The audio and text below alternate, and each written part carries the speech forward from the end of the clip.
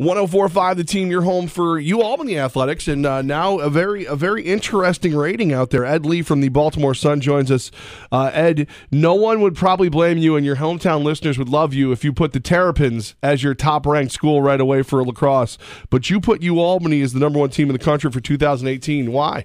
Well, I mean, I look at what Albany brings back for next year. I mean, they return 8 starters. One of them, obviously, is Connor Fields, who is a Torton Award finalist, and I would venture to say is probably going to be a favorite for the Torton Award next year.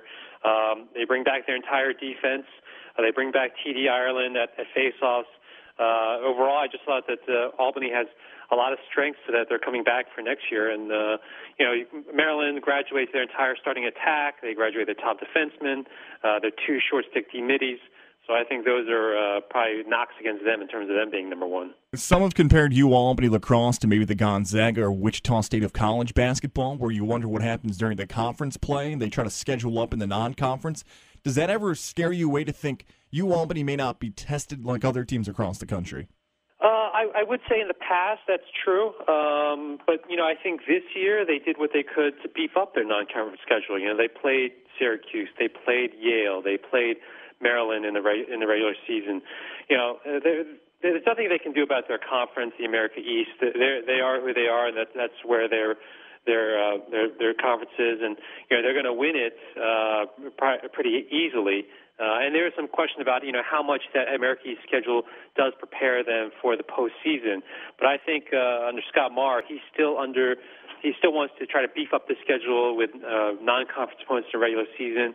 And if he keeps on scheduling teams like Yale, Syracuse, and Maryland, he's got a pretty good shot at sort of getting his team in shape for the postseason. Ed Lee of the Baltimore Sun with us right now on 104.5 The Team, talking lacrosse nationally. And we obviously we're a bit of homers because, we go to the UAlbany games. We love Scott Marr. He comes on the show.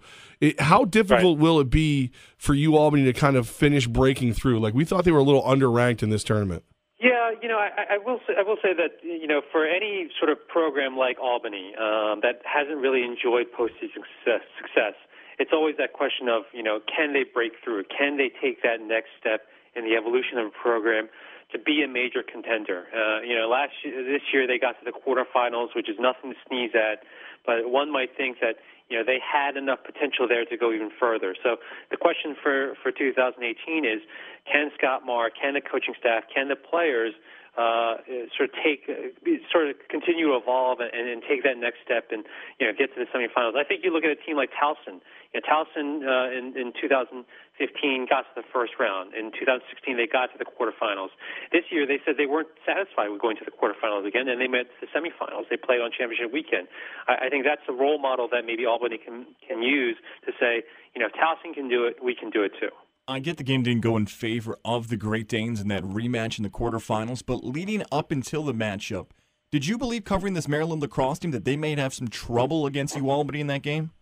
Oh yeah, I thought that was going to be, once they got, I thought if they got past Albany, it might not be as difficult, but I thought Albany was the most difficult challenge for them in the NCAA tournament, just because of all the dangers that Albany poses. They can win, especially if they run fast, if they control the tempo and the pace to their liking.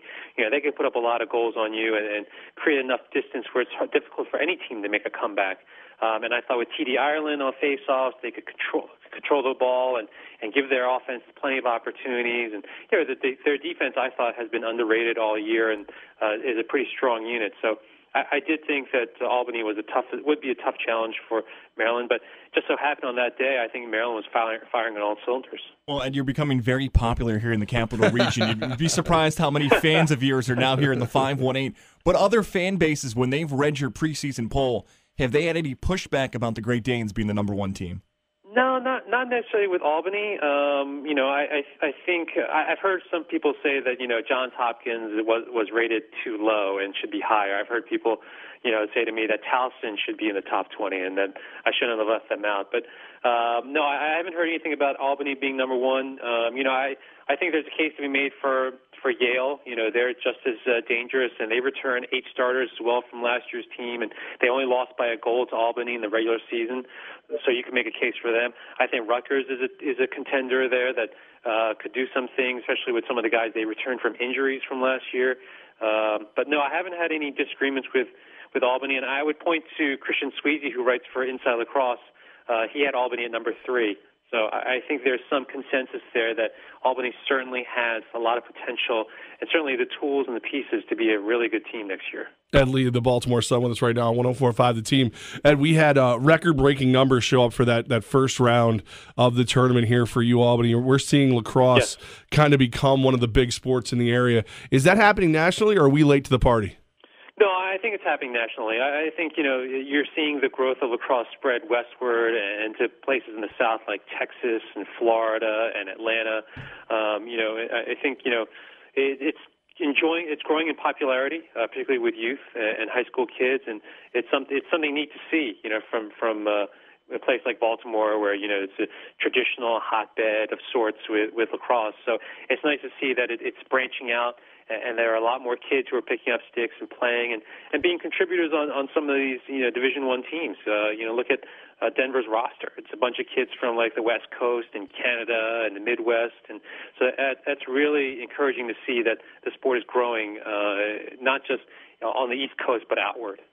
Love it, man. Ed Lee with us right now. Obviously, around here we have good lacrosse at the high school level, but with what Scott Marr's done, I'm seeing people that I've never heard even talk about lacrosse before start to show some love. So thanks. We appreciate your rankings, and of course, we here hope you're really, really right. We'll see. Ed Lee, man, we hope to catch up with you during the season when it gets underway, and maybe touch back and maybe you can do a victory lap at some point. Sounds good. Thanks for having me on.